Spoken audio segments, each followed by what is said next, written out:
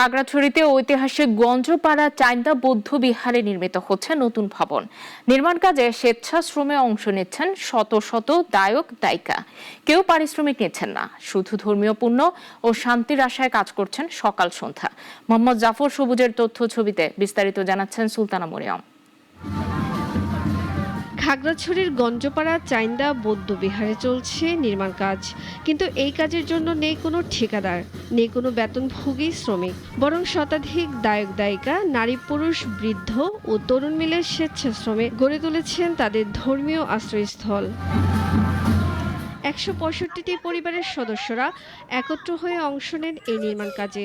কেবল গঞ্জপাড়া নয়, পার্শ্ববর্তী এলাকার বহু দায়ক দায়িকাও ছুটে এসেছেন পুণ্য লাভের আশায়। ১৬৫ পরিবারের সদস্য ছাড়াও অন্যান্য গ্রাম থেকে বিনা পারিশ্রমিকে শুধু পুণ্য অর্জনের জন্য এই মন্দির নির্মাণে স্বেচ্ছাশ্রম দান করছে।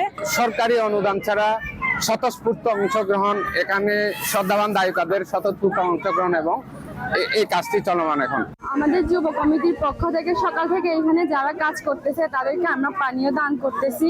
১৯১১ সালে প্রতিষ্ঠিত গঞ্জপাড়া চাইন্দা বৌদ্ধবিহারে এবারই প্রথম নির্মিত হচ্ছে নতুন ভবন। এ নির্মাণে নেই কোনো সরকারি অনুদান, দায়ক দায়িকাদের দান, শ্রম আর নিষ্ঠার উপরেই দাঁড়িয়ে আছে তাদের এই উদ্যোগ। খাগড়াছড়ি গঞ্জপাড়া চাইন্দা বৌদ্ধ বিহারে এই কাজটা ঢালাই চলতেছে। সবাই বিভিন্ন থেকে দায়ক দায়িকারা আসছে, তার থেকে সবাইকে আমি আশীর্বাদ করছি। শ্রমে যেন কোনো কষ্ট না হয়, তাই গঞ্জপাড়া মারমা যুব সংঘের সদস্যরা সারাদিন বিতরণ করছেন শরবত ও খাবার। বিহার কর্তৃপক্ষ আয়োজন করেছে সকালের নাস্তা ও দুপুরের খাবারের।